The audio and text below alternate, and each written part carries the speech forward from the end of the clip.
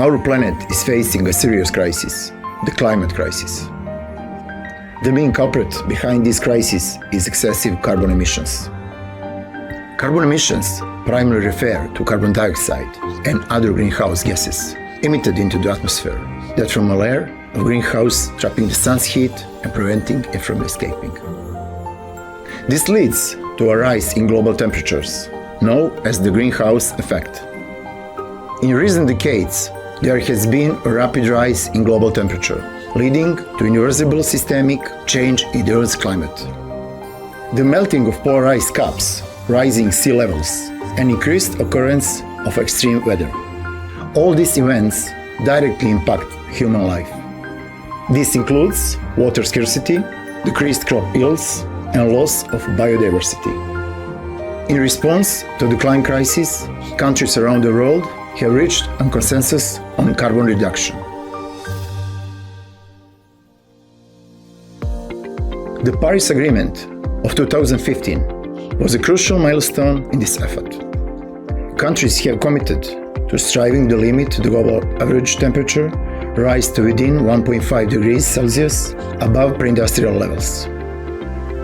As of October 2022, a total of 137 countries have committed to achieving net zero emissions, accounting for 85.8% of global greenhouse gas emissions.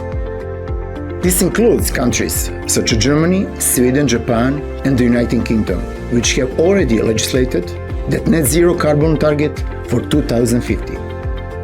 Countries have also implemented carbon pricing policies to drive reductions in carbon emissions. For example, the European Union has established a carbon emissions trading system where carbon emissions from businesses are priced and traded. The establishment of carbon exchanges further facilitates the reduction of carbon emissions. Businesses can buy and sell carbon credits on carbon exchanges, making the cost of carbon emissions and the benefits of environmental actions more significant. The net zero commitment no longer remains limited to the national level, but extends to non-state entities such as cities, regions, businesses, and higher education institutions. The International Civil Aviation Organization, ICAO, has launched the CORSIA program, aiming to ensure the international aviation emissions do not increase after 2020. Toyota Motor Corporation's plan is to increase the proportion of electric and hydrogen fuel cell vehicles in its global sales to over 70% by 2030. Samsung Electronics has set a carbon neutrality goal for the year 2030. Against the backdrop of global cooperation and collective efforts to address the climate crisis, the concept of a green economy has emerged. The green economy not only helps us to reduce carbon emissions, mitigate the climate crisis.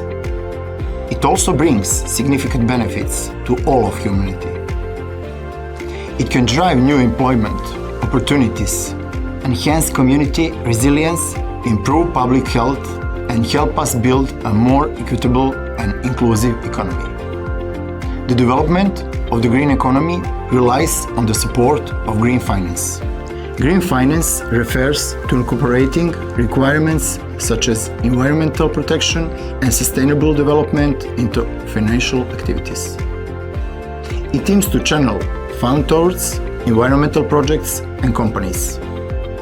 For example, green bonds are a type of financial instrument. Investors can invest in green bonds by purchasing them. It can provide funding for companies to undertake environmental projects. Carbon credit securitization is also an emerging financial innovation.